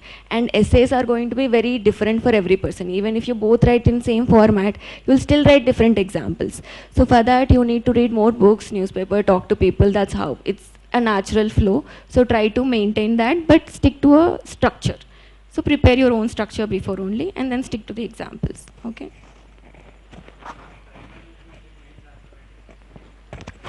Okay, you have 20 questions, 10 plus 10, 20, 15 markers and 10 markers. So what I used to do is I used to divide 7 minutes for each question. So I used to put watch in front of me and write the question. So if I write a very good answer in 7 minutes, that's okay. If it's exceeding beyond 7 minutes, I would try to finish it fast. And then if I don't find anything in the answer in 7 minutes, like if I finish it in 2 minutes only, I think that would help me to write more content in the bigger questions, right? So that's how. So basically you need to divide it according to question, and that you will not be able to do, look at your watch every time. So divide it according to the number of questions, like first 10 questions in 1.5 hour of time, and then next 10 questions in this much of time. So stick to that time. So if you are exceeding the time limit, leave that question there and then attempt all the questions, and then if you have time left, come back. And the other tip that helped me is, when they hand over you the question paper, right, before giving the answer sheet, you have 5-10 minutes grace left. So what I would do is, I would look at the question, I would write whatever the important points that I would remember about the question then and there in the question paper. Like whatever the scholar, committee, index, whatever I remember just looking at the question, I would write it above. That way I would write important points there, and when the paper came, I would not waste time in thinking there. I would just keep on writing the answer. So use those 5-10 minutes also, so that will help you in doing up with the time limit. Okay? When to give the answer writing marks, like in the UPSC preparation timeline? Can you explain your UPSC timeline? UPSC? Timeline. I mean, when to write a mock test, mains Okay. Answer writing I used to do every day. That is for sure. At least one question I used to attempt. Even though if I didn't have time to write a complete question, sitting and writing the complete question, I would just make a pointers of what would come into this answer. Like intro, maybe I would write this point. Body, I would write these 2 lines, just in a one word. And conclusion, I would write this. So I would put up myself with this when I was doing the prelims preparation. And the gap between prelims to mains, I used to write test series. At least 10 days or 2 weeks, I would write one proper test series. And every day I would do 4 to 5 questions, like one question from each topic. So you need to keep up with the practice. See, when you practice more, you know how to write and what to write. So that will help you in writing good answers. It's not like I will prepare good answer and then write a good answer there. Practice is important. Practice at least 1 to 4 questions every day, especially after prelims. Do a full length test. Full length test will take much time. So everyday practice will help you more. Okay?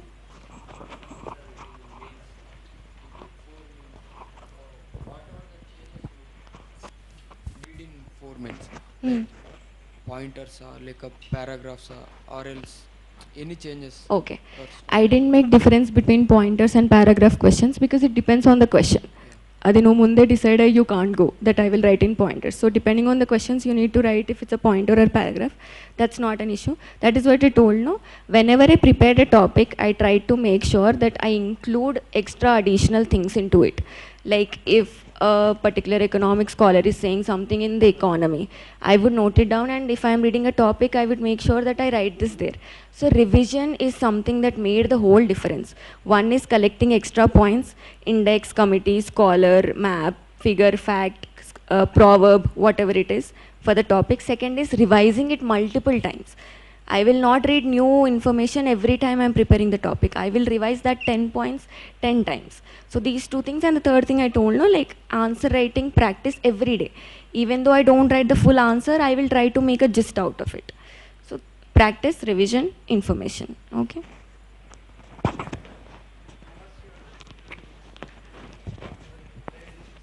Yeah, there was anthropology questions also. It was mixed. It was from my biodata, my bachelor's question, and then optional questions. They asked me questions on anthropology, on my hobbies also.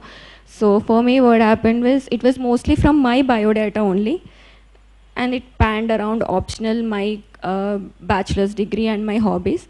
But it depends on your day. So you should be prepared both ways. You should know your optional, your GS, your current affairs. You should also know everything beyond that also, your own personality.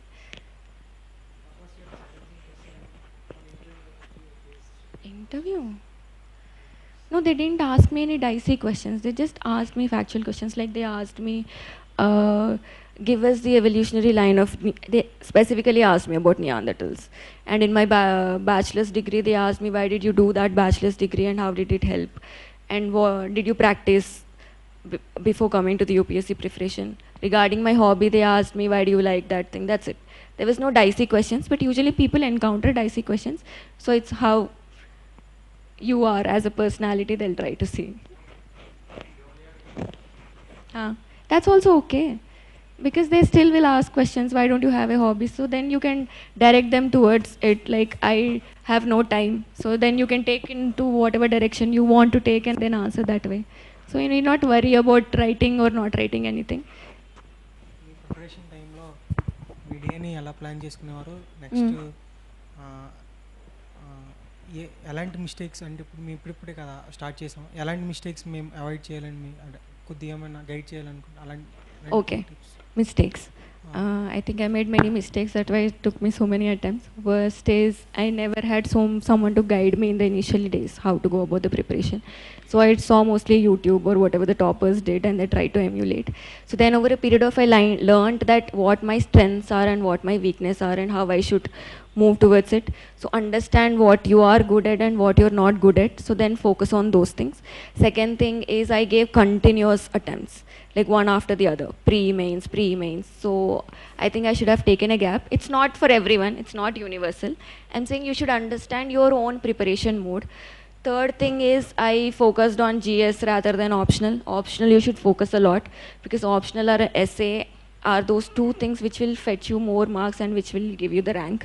So that's the third thing. The fourth thing is practice and revision. I never revised much. I think the time that I got service was due to the revision and practice. Practicing prelims, practicing mains. Revision for the prelims exam and revision for the mains. So these are the few things that I changed. And as he asked my timetable, right, how did I pan out my time? I don't remember much. I think it's been 3 years how my schedule changed. But mostly I tried to, during the prelims preparation, the first 3-4 months, I tried to read the basic books. I would make a study timetable of 8 to 10 hours. I don't think I would study for 8 to 10 hours every day. That was not possible. But I made sure I made a timetable regarding that.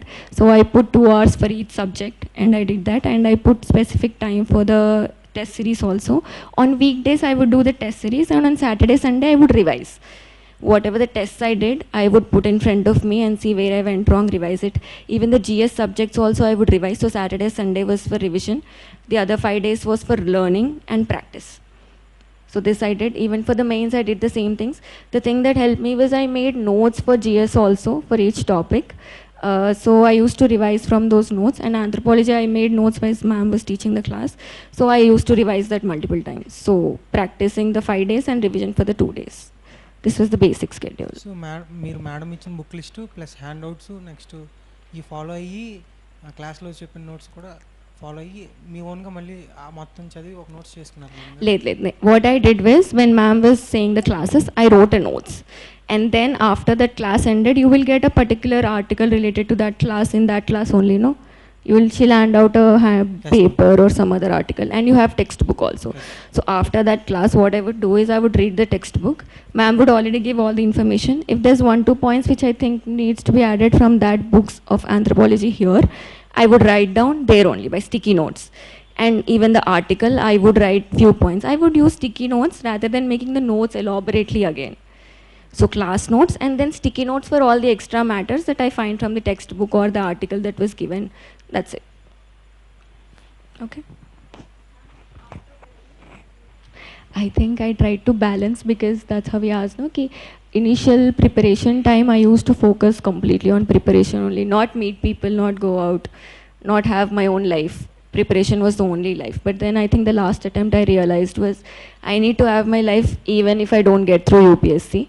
So I tried to pan out 8 to 10 hours of studying, and then I would put 1 2 hours to play with my dogs or meet my friends or play some sports or interact with family. So I would try to balance my life, and even on Saturday, Sunday, I used to go out for few hours, like for relaxation or something. So balance was the thing that I did. Like in those 2 months, how many hours you put? How hours? I think initial days I put 6 to 8 hours, but when the mains came, I used to read continuously for more than 14 15 hours. And during those days of exam, I used to sleep only for 2 3 hours in the gap. It depends on your stress levels. I was very stressed because I was like, I need to do it somehow. So during the exam times, you will not feel sleepy at all, but don't miss sleep like me. For me, it was stressful, so I didn't sleep. So the timings will fluctuate. I think I would say focus more on productivity rather than the quantity. Don't focus on hours. Okay, I read 8 hours today, it's enough. No, focus. Even if you read for 1 hour, make sure that you feel okay, I'm satisfied with this topic. I'm done. I'm not going to look out into it again. Okay? What should be done for current affairs? I think I told you this. Mains ready before prelims, according to you. How much preparation should we do before starting prelims prep? What should be the ideal approach? I think you should give a 1 year of whole for the preparing for the mains and prelims. I would say because the prelims is next year mains, if you suppose. So you can start this year, June, July around, you can start your preparation. So by the time of December, I think you should make your own optional perfectly stable. Like you should have your own notes of whatever you are reading. Have the notes for optional and have the notes for GS also, like GS 1, 2, 3. So you prepare your base up till December. This is your base period, and from January to the May, you can do the prelims dedicated study. You can practice tests. You can read the prelims, the standard books, and you can do 1 2 answer writing for mains also. After prelims to the mains, you have only 2 months. So you can refer to the notes that you made during this 6 months period and the current affairs you already read during your prelims. So you can revise it. So those 2 months are majorly for revision. So you should make sure that the base is strong till this December, so you can prepare those 2 months. Okay? Madam,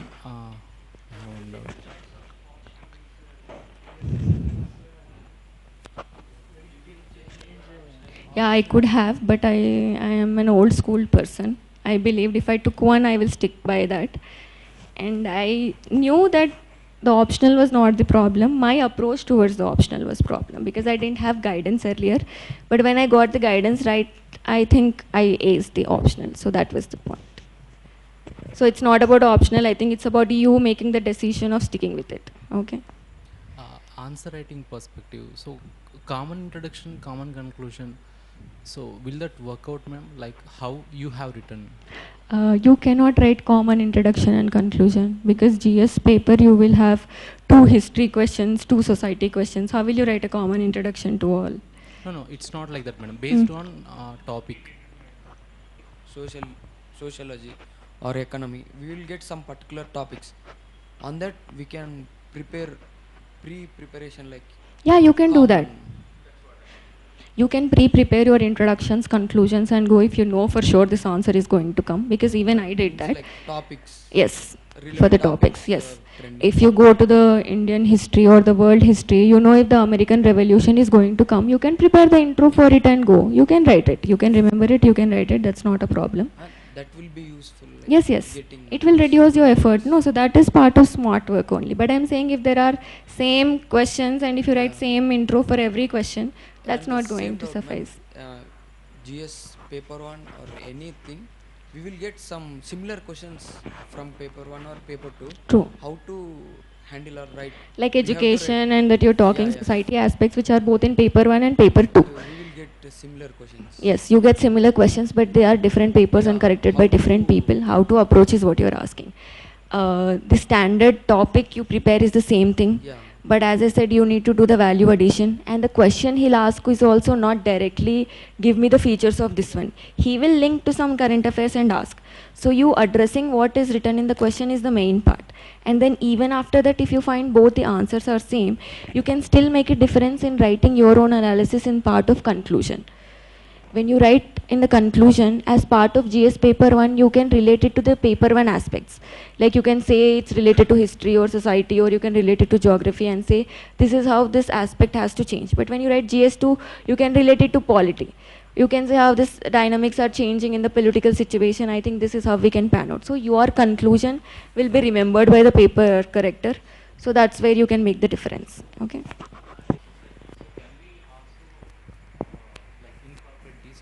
Yes, you can use those terms, like you can use karma, punarjanma, or whatever the system it is. But I think they need more generalized answer also there. You can't write the detailed stuff of the optional in the GS. This will help you in value addition. You can raise those points, you can write the scholars, but you need to also address the general aspect of the GS question paper. He is asking there specifically about the political, economic, social, technical aspects of that particular social aspect. But in Anthro, you will go in much deeper aspects related to that topic, no? Yeah. So you need not write those deeper aspects, but try to write the scholar or the value addition, those names, the jargons, you can use it. It should be like in general. In general, you can write it. So in GS, when I wrote, there was a question on caste system.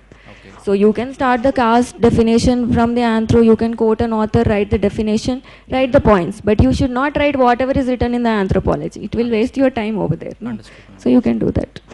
And ethics, ma'am, so which, if I can ask you to suggest a book for especially ethics, okay. So which one can you prefer? Ethics, there is a PDF by one, actually there's a topper who wrote an ethics notes properly. Okay. I took that, I underlined it and I studied, and ethics mostly was practicing those previous year case studies only was mostly for me. So then you get this PDF of one topper, I don't remember the name right now because it's been so long.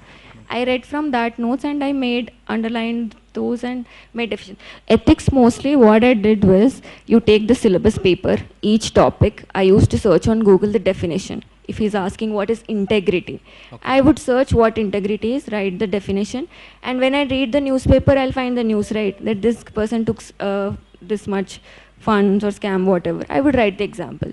Ethics mostly needs your own understanding. You need not have a newspaper. Put the syllabus copy, search your own definitions, make your own notes. So they have already made notes for ethics, so I think, okay, there is essence of ethics. Oh, they have all the scholars also listed in this. Real world examples. So there is anti-corruption, future trends, everything, case studies also in this. I think if you do one book, this would be enough. Okay. Do one book, this will give you the standard definitions, it will give you the case studies, it will give you the examples, whatever you need to add. Apart from this, when you're doing your general preparation, you yourself will remember certain things. Yeah. There are scholars also in this, like Gandhi, Abdul Kalam and all those, you can quote them. So when it comes to case studies, madam, especially, so can we also, in our real life, so can we also include those case studies, like? In the case study, in the ethics answer, you should include your real life answers in the case studies. See, ethics is two parts. First, there is a theoretical part. He will ask you definitions, he'll ask you the examples. Yeah. Second, there's a case study part. That needs to be your own understanding. Even if there are two options, if someone will ask if you leave someone on the road and go if there's an accident, even if you're justifying that I will leave the person and go, you should give your own answers. Okay. You should give your own life examples. So ethics is about giving your own life examples. So in case studies you can include that. That will fetch you good marks. Yeah. And when it comes to notes preparation, madam, so did you do like one-liner notes kind of or descriptive kind of? For? Notes preparation. For which subject? For any subject? Everything. Generally, no, I never made one-liners. Okay. It's a whole comprehensive. See, as I told you, I never made notes for the standard books because it's double work, wasting your time. I never made that. The other notes I made was only current affairs. That too, the magazines was there. I would underline that, and if I miss out anything, I would write the points there. Third thing I made notes was only for the newspaper. that too only the important topic or the editorials. So for that you need to write it in a paragraph or the pointers as you like. One-liners you will also, one-liners are only for those examples which you will include as part of answer. Okay, ma'am. Okay. Actually, ma'am, I have given 2 attempts, ma'am. So last attempt, it was CSAT, by Yeah. it was not happened. So I'm a working professional actually. So um, now the GS I am actually doing notes preparing and everything. So 26 I am planning to give attempt, ma'am. So if I can ask you, with by working and to give attempt in 26, so can I start from now onwards? Yes, you should start from now onwards. Or January is fine? No, start now. No, like every day at least try to make it a habit of reading for 1-2 hours. See, this will put you in the flow. Okay. If you start directly from January and say I will take leave from then, that's okay. But right now you need the flow, right? UPSC is sitting at a one position for many hours. So you need practice for that also. So try reading for 1-2 hours every day now. Try reading current affairs magazines or newspaper or anthropology. You put yourself into the flow and then from January you can do the actual preparation. So in that case, you should not segregate like prelims, this No, now don't segregate it. Before the prelims, the 2-3 months segregated, but right now do it a comprehensive preparation. Preparation has to be comprehensive for prelims and mains. Segregation comes only at the time of exam for the test series, because how you approach the questions is different, no? So that's the only segregation that you need. Current affairs also, make sure you write it comprehensively only, for prelims and mains both. Yeah, thank you, ma'am. Proverbs. Yeah. So how can we determine that from history or politics or economics? How can we determine it? Or can we write whatever? You should write whatever, because they are also not segregating it to be history. If he is asking a cradle that a hand that swipes a cradle, then whatever. He is just using it so that he wants to understand what you think about that concept. So in your essay, you can segregate it saying politically this could be example relevant to it, economically this could be the example, socially. So in your essay, you can segregate it, but he is not specifically asking, give me only this perspective. So you need to prepare a whole comprehensive perspective for it. We can add many dimensions. Yes, you can add as many dimensions as you want, and also real life examples also as many as you want. For such questions, how will be the ending to be right? Like some will write like a story, or some will like you can some write story, you solutions. can write a way forward, or else you can write your own other proverb, whatever you remember. So what will be the best thing you say? Like generally. There is no best thing. I'm saying whatever you are good at. See, if as I told you, if you're good at remembering proverbs or some things, you write that. Like what I did was, in an essay, I used to end with a quote also. For education, for health, whatever, I used to remember some quotes and I used to end with a quote. But right now it's not the situation, no. So you can end it with a good way forward, saying that as an officer or as a citizen, I would do probably these things. So you always try to end an answer or an essay with a good note, in a positive dimension. Like there's still hope and we can still do this thing and it could change things. So always end it on a positive note so that the person will also remember, okay, he understood what the question was asking about. Okay. As you said, the approach for answer should be different for GS and optional. Like, was it easier to write GS answers than the optional answers? No, it depended upon the topic. Because some optional questions are very easy for us to remember, like biological anthropology or physical anthropology. You know the facts. You know what are the features in Neolithic period and what are the tools, you know the diagram, everything. So you remember it with ease. But certain things you need to remember the scholars and all. So even in GS it's similar. So you know what are the fundamental rights or duties, you'll write that answer very good. But when it comes to analysis of some other thing, you'll not. So it's not that this is easy or that it is easy. It's just that focus on things which are standard, you remember, and the other dynamic things you can go with the application based. And many people said that the preparation should be separate for prelims and for mains. Like how to consciously remember this thing in our mind when we are preparing after just prelims, like in the span of after. You will fall into the rut that you will still read the current affairs in perspective of prelims only. So that is why I'm saying you start writing answers. When you start writing answers, you yourself will understand that okay, I'm missing this point, and then you will reroute. And whenever you're reading a current affair, I'm saying don't segregate it by reading, okay, I'll read this for mains or prelims. Read it comprehensively for prelims and mains. Understand the topic comprehensively so that you can apply it both in prelims and mains. Okay.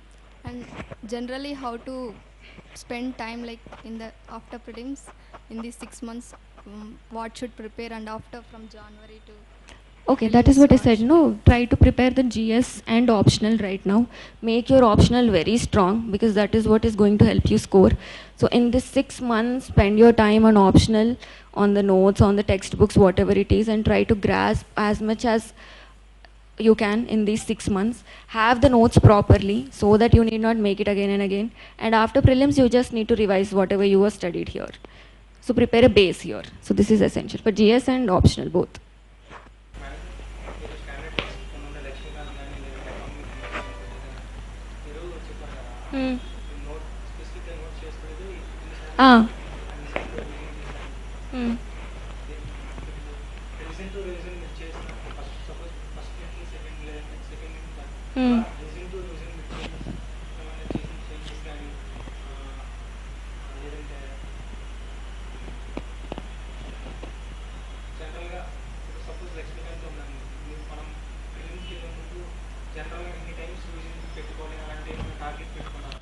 అలాంటిది ఏం లేదు but నేనైతే I use to do at least thrice revision because first when you will read the book for the first time it will be very different, but when you read it for 2-3 times it will be very different. So as the time proceeds you will remember certain things and you will keep forgetting certain things. So I used to underline it based on that. Once I underlined with pencil, then with a pen, then with a marker. So that's how it varies, but you need to remember the whole book, right? The standard book, if it's that. So if it's constitution, you need to remember what are the specific articles in it. So it's not like one revision I will remember only this, second revision no. So you need to do the whole book. It's not like I changed my revision strategy. Revision is boring. It will be boring. You need to revise even if you know the answer, even if you know the line. So there is no other thing than that. Okay.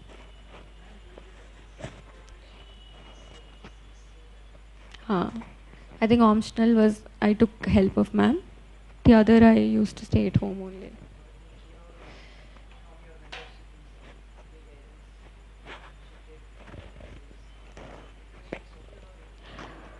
Self-preparation, it depends on you, but the first thing I said is when you have people to support you, take the help. Because I had no idea that I can seek help also. Because I was zero informed about how it's going to be, who could help me. So it took me time to realize that there are people to help you, people to guide you. So if you have it around you, you're in the academy, right, already the setting. So make use of it most. Talk to ma'am, talk to your mentors, talk to the other people who teach you GS subjects. They will guide you in a proper direction. And then comes your own part. Your part is to take information from them and then revise and practice. So you need to do both. So if you have a help, don't miss out on that. That will save time and your effort. Okay. So paper 2 personally I am very interested, ma'am, because the concepts, Varna system, caste, everything. But when it comes to paper 1, by looking at those technical names, literally I am getting scared. So how to deal with the paper 1? Could you please help me? I think you should fall in love with those people also, because when you see in paper 1 there are these theories, cultural theories which come over a period of time, like you see. And I think even initially I used to have this very terrific horror, like how will I remember all these names, how will I know what this guy is telling to me. But when ma'am gave the classes, she made sure there was videos covering all these people, and there's a specific video where all these people will sit together and talk, this is my thing, this is your thing. I think that may help me relieve my horrific nature towards this subject a little bit, because when the visual things are there, no, you remember it more. So that visual thing you should make use of it. And I am saying if we are initially very hesitant ki there are so many scholars, that will have impact. It is more about the way you think. Your brain has so much capacity to remember some random shit even if you don't want to. So try to filter out that things, remove it, and try to remember this. I'm saying it might be hard to remember the names, but revision is the key, and second, they have so many aids to help us. Okay. So that helped me. Even I was afraid to remember the names, but that videos which every scholar did when they went to the particular tribe or that place, and all those people sitting and talking. So when you know what they are specifically talking about, what their concept or theory is saying, that is easy to remember. That can be easy to remember. Okay. Okay. I'm not saying it you should by heart it. I'm saying you make use of the aids that they have. And now they have also come up with this recent AI in the AI, academic website also. Yes. That you can use it very properly. No, you can ask the AI to tell me what is the comparison of all these scholars. What are they individually trying to tell? And you will also understand the graph over a period of time why they changed their theories. Okay. Like what is happening around them and why they came up with that thing. So try to relate it with those times, try to relate with what they're trying to, rather than just specifically trying to remember those 2-3 lines what he said, try to understand it comprehensively. Okay. Okay. As a story, if you try to understand it as a story, like, okay, this guy came, he spoke about this thing because he experienced this thing, and then after him someone criticized because he didn't like this. So if you remember it as a story, and if you practice it with your peers and use the visual aids that they provide, it will make it easy for you. Yes, ma'am. Thank you. Try to make it easy. It's hard. So if I can take PYQs of Huh. paper 1, Huh. and if I can try to practice those, so they might be. Yeah, you have this technology, in AI, where Ah. they'll give you flashcards. Like you ask one topic, they will give you flashcards. Hmm. You know the concept of flashcards. In AI, there is something called as flashcards. Okay. Like when you talk about a topic, the computer will ask you what you know about it. And then when you say it will give you a flashcard. So you remember those specific points from the flashcard. Like even the academy, they will give a gist. You ask one question. So that's how you can use it. Okay.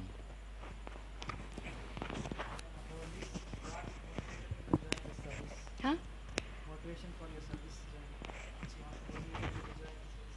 Civil services. I think that's a very boring.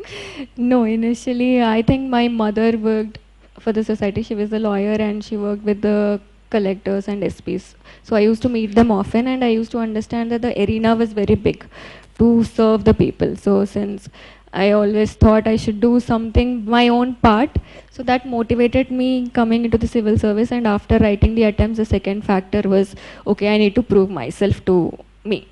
So these were the two factors. One, doing something for the society because it offers you so many opportunities. Second is for yourself. You will be satisfied doing the work.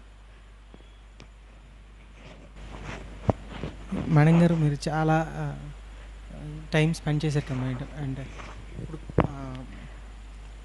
Economical ఇంటి దగ్గర డబ్బుల పరంగా కానీ లేదంటే ఇప్పుడు అంటే ఇప్పుడు మీరు ఏం సజెస్ట్ చేస్తారు మేడం? అంటే ఇప్పుడు plan be like. Okay, plan B. Plan B is good thing only because you have a secure thing to fall back. But when you are preparing, I think you should be 100% dedicated towards it, at least to the first 1-2 attempts. First 1-2 attempts, leave everything behind and then write it. If you don't make it after the second attempt, then try to do work and then try to attempt, because wasting so many years on this is also not worthy, is what I would say. So first 1-2 attempts give you 100%, like how God Krishna said, like nishkrama karma, like 100% do your duty. Even if it doesn't work out, you will still gain something out of the preparation. If it works out, it's good. So try to balance everything. So if you still feel there's a financial burden, try to take up some other work, do half-day work, and then do these things. Okay. Yeah. Not for a day. I used to put it for a week. For 1 week, I should finish this book. Like if I am reading geography that particular week, I wanted to finish that one book in those 5 days. Okay. Geography 11th standard, physical geography, whatever. I wanted to finish the revision of it in those 5 days. Then on Saturday, Sunday, I should revise the question papers. So this 1 week targets I used to put, and 1 month targets I used to put. Okay. Like I used to plan it on weekly basis. Okay. How many questions you solved in prelims? I think I already told, no? If the question paper is hard, 85 to 90. Should be done for current affairs, the magazines and newspaper. What is means, this is also done. Will not being fluent in English affect the interview? Okay. Will it affect the interview? No, I think people also gave in their own languages. No, it's not about being fluent, it's about putting forth your point, what you are thinking. They will not judge you based on your English skills. That is not going to happen. They are just going to see your personality. If a question is given to you, how are you handling it? Are you handling with it ease, or are you just rushing to give them the answer? You can take time, you can answer slowly, you can tell I don't know, even if you don't know. You can use whatever stupid English, you know. It doesn't matter. English doesn't matter. How you are expressing yourself matters. Okay? And if questions are done, I want to tell about one thing. Okay? Okay. So recently I have been using the AI thing that the academy has brought up. It's very good. Like I would say it's the right time to bring in such software here, because on day-to-day basis when we do certain things, we use this AI to reduce our work, because there are already things that are dead which should not be done. But during the preparation, I think that's the best part, because UPSC preparation is not about hard work, it's about smart work. So this will reduce lots of your work, like you collecting so many sources, making notes out of it, whatever it is. It will have an effect, but the point is, you, if someone is helping you in it, you should make use of that so that you spend more time on practice and revision. So try to make most out of it, because it is there for prelims and mains also. And for the mains, what I did is I put up an answer for the mains correction, not just the mentor, but also the AI will correct you the answer and give it to you. And it was brilliant. Like seriously, when I uploaded the answer, I knew what was the points missing in it, and I wanted to see what will it say, because I wanted to see if it is trying to put in an effort like a human being and will tell you a honest answer. But it actually gave me a honest answer, because I'll give you the example. The question that I put was, what are the character features of caste given by Gure, and what are the changes that are occurring in the Indian society? So the answer basically was written in a very basic manner, saying the definition of caste, features given by Gure, and then the changes were very unclear, like how the change. I thought, will the AI detect it? But the AI was very good. It detected all the things that are supposed to be said. It said that when you give the definition of the caste, mention a scholar in it, which we need to do, which we forget or which we overlook sometimes. Even in the features examples were not written properly. It even mentioned that the examples are very unclear. And it also said that when you're writing how the things are changing, you're not relating it to the upper part. Like you mentioned features, you're not saying that feature is changing, you're just randomly saying something is changing. So you need to link your parts in your own answer. Like when you write GS answers, it is very essential that when you write features, when you write criticism, you also talk about these things. If you remember the GS answers. So it is trying to tell you this thing, and in also conclusion, it is saying that end with a positive note, a way forward. So it has been, I think it is a very good initiative, or it's a very good software that you can make use of it, because every day I'm saying practice 1 to 4 questions, write questions, upload to it, see whatever it is saying, learn from it. So when you keep using it, no, it will improve with you. AI is something which learns with you. So you are learning, it is learning, and by the time you actually write answers during your mains preparation, it will also be trying to tell you based on your own answers, right? See, you are good in this perspective and you need to improve in this. So make most of it now, because you will be ahead of more people if you keep using this, because it already has sources uploaded. Unlike ChatGPT and Perplexity, what they do is they search mostly from the internet and give you the answers, and which is sometimes false. They don't give you data correctly. But this software, I think they have the sources properly said, and it will route to those sources, whichever the material the academy provides, and give you answers from that. So it is not something which everyone knows or make use out of it. So try to make use out of it for prelims, mains, anthropology, and I hope it will help you a lot. Okay?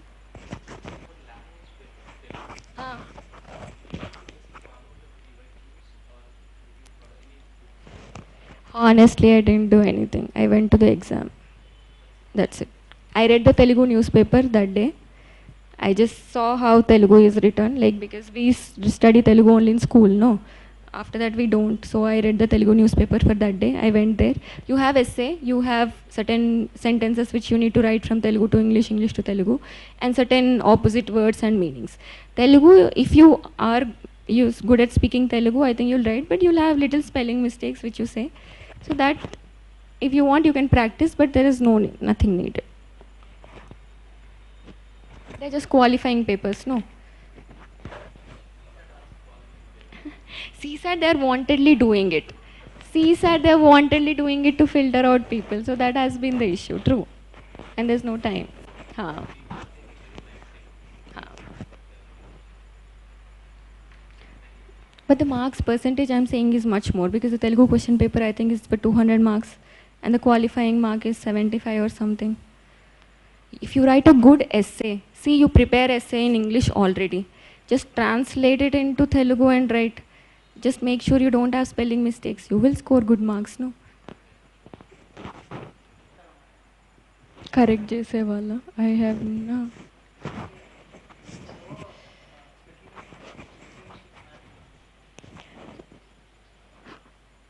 Spelling mistake matters. I don't think. See, if you are writing it part of a sentence, if you say culture as KULCRE, but still he will know it's a culture.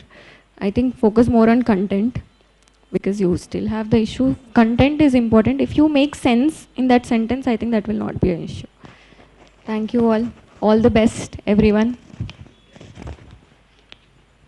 Thank you so much that you have come, and thanks. You asked good questions, good participation. Thank you.